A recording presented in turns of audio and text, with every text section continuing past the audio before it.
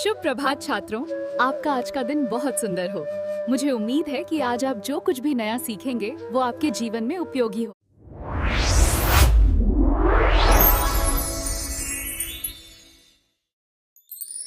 આજે આપણે એક એવા વ્યક્તિત્વ વિશે જાણીશું જેમના વિશે કદાચ બહુ ઓછું સાંભળવા મળે છે, પણ જેમનું કામ અને જેમની વિચારસરણી આજે પણ એટલી જ પ્રાસંગિક છે. આપણે વાત કરી રહ્યા છીએ સર પ્રભાશંકર પટ્ટણીની. એમની કહાણી કોઈ સત્તા કે પ્રસિદ્ધિની નથી, પણ શાંત રહીને મૂલ્યો સાથે કામ કરવાની. અને આ જ સવાલ એમની આખી જિંદગીનો સાર છે. કારણ કે પટ્ટણીની વાત માત્ર કોઈની જીવનકથા નથી.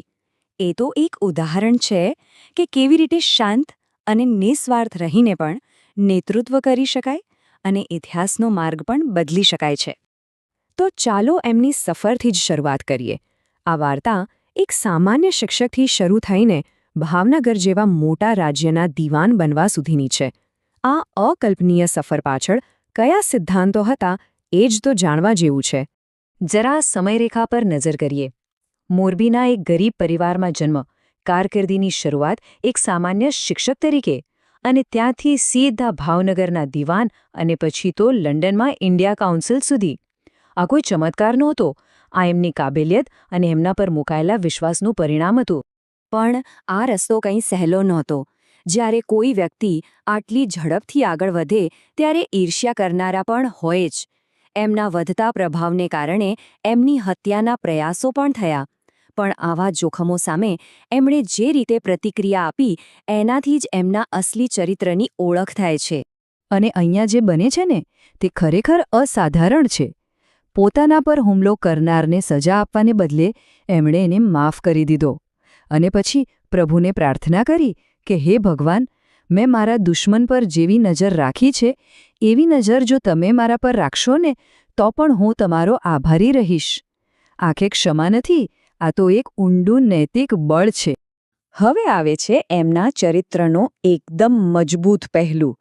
વાત છે અખંડિતતાની. મોટામાં મોટી સત્તા સામે પણ પોતાના સિદ્ધાંતો માટે ઊભા રહેવાની હિંમત.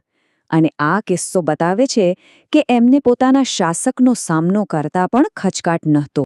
વાત એમ બની કે એકવાર ભાવનગરના મહારાજા ભાવસિંહજી કોઈ વરિષ્ઠ અધિકારી પર ગુસ્સે થઈ ગયા.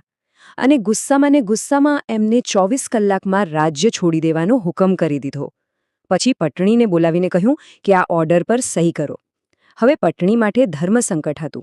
રાજાની આજ્ઞા માને કે પોતાના અંતરાત્માનો અવાજ સાંભળે? પટણીએ શું કર્યું? એમણે એ અન્યાયી હુકમ પર સહી ન કરી. એના બદલે પોતાનું રાજીનામું લખીને મહારાજાના હાથમાં મૂકી દીધું. અને શાંતિથી સમજાવ્યું કે રાજાનું કામ ખાલી સજા આપવાનું નથી, પણ પ્રજાના પિતા બનવાનું છે. આ પગલાંથી મહારાજાને પોતાની ભૂલ સમજાઈ અને એમણે આખી બાજી સુધારવાની જવાબદારી પટ્ટણીને સોંપી દીધી. એમની આ નિડરતા ખાલી પોતાના રાજ્ય પૂરતી સીમિત નહોતી.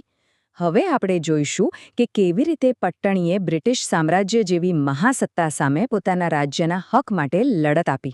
તો મુદ્દો શું હતો? સમજીએ. ભાવનગર અને બ્રિટિશ સરકાર વચ્ચે એક સંધિ હતી, પણ વાઇસરોય લોર્ડ કર્ઝને એ સંધિને અવગણીને ભાવનગરના બંદરને નુકસાન પહોંચાડ્યું. વર્ષો સુધી અહીં ભારતમાં કોઈએ એમની વાત ન સાંભળી. એટલે પટ્ટણીએ નક્કી કર્યું કે આ લડાઈ હવે સીધી લંડનમાં જ લડવી પડશે. અને તેઓ લંડન ગયા. ત્યાં ભારતના સેક્રેટરી ઓફ સ્ટેટ લોર્ડ મોરલી સામે રૂબરૂ દલીલો કરી. લોર્ડ મોરલીએ આખો કેસ સમજ્યો અને એમને લાગ્યું કે ભાવનગર સાથે અન્યાય થયો છે. અને જીત પછી એમણે પટ્ટણીને આ શબ્દો કહીને અભિનંદન આપ્યા. પણ ખરો ખેલ તો હવે શરૂ થાય છે. પટ્ટણીનો જવાબ સાંભળવા જેવો છે. એમણે જીતનો શ્રેય પોતાની જાતને ન આપ્યો. એમણે કહ્યું કે આ જીત મારી નથી, આ તો બ્રિટિશ સરકારની ન્યાયભાવનાની જીત છે. કેવો અદ્ભુત અને દીર્ઘદ્રષ્ટિવાળો જવાબ! એમણે પોતાની જીતને પણ સામેવાળાના આદર્શોની જીત બનાવી દીધી. અખંડિતતા તો હતી જ, પણ એમના ચરિત્રનો બીજો મજબૂત પાયો હતો વફાદારી. ચાલો હવે આ પાસા પર ધ્યાન આપીએ. એમના માટે કર્તવ્ય અને આપેલું વચન કોઈપણ અંગત લાભ કરતાં હંમેશા મોટા હતા. એમના જીવનમાં એક એવો મૂળ આવ્યો જ્યાં એક તરફ હતી અપાર સત્તા અને બીજી તરફ હતું એક વચન. મહારાજા ભાવસિંહજીના અવસાન પછી બ્રિટિશ સરકાર એમને એક મોટા પ્રાંતના ગવર્નર બનાવવા તૈયાર હતી. પણ એમણે ભાવનગરના બાળરાજાના વાલી બનવાનું વચન આપ્યું હતું અને એમણે સત્તા અને વૈભવને ઠોકરાવીને પોતાનું વચન નિભાવ્યું. અને આવું એક જ વાર નથી બન્યું. જ્યારે કાશ્મીરના મહારાણાએ એમને ખૂબ મોટા પગારે દિવાન બનવાની ઓફર કરી ત્યારે પણ એમણે ના પાડી દીધી. અને કારણ શું આપ્યું? એમણે કહ્યું કે જે માણસ વફાદારી ભૂલીને સત્તા પાછળ દોડે એના પર વિશ્વાસ જ કેમ કરી શકાય. એમની વફાદારી જ એમની સૌથી મોટી તાકાત હતી. હવે વાત કરીએ એમના જીવનના એક સૌથી રસપ્રદ સંબંધની, મહાત્મા ગાંધી સાથેની એમની ગાઢ દોસ્તી. આ બંને મહાનુભાવો જેમના રસ્તા અલગ હતા, એમની વચ્ચે પરસ્પર આદર અને સ્પષ્ટતાનો સંબંધ હતો. આ બંને વચ્ચેનો સંબંધ કેવો હતો એનો એક મજેદાર કિસ્સો છે. એકવાર ભાવનગરમાં રાજકીય પરિષદ યોજવાની હતી. પટણીએ શરત રાખી કે કોઈ બીજા રાજ્યની વિરુદ્ધ ઠરાવ ન થવો જોઈએ. ત્યારે ગાંધીજીએ મજાકમાં એમને પૂછ્યું કે જો ઠરાવ થઈ જાય તો તમે શું કરશો? પટણીનો જવાબ જુઓ. એટલી જ રમૂજ અને એટલી જ દૃઢતાથી કહ્યું કે તો પછી તમને જેલમાં બેસાડીશ અને હું સામે બેસીશ. આ જવાબમાં મિત્રતા પણ છે અને પોતાના રાજ્ય પ્રત્યેની જવાબદારી પણ છે. તેઓ ખાલી સ્કૂલના દોસ્ત જ ન હતા.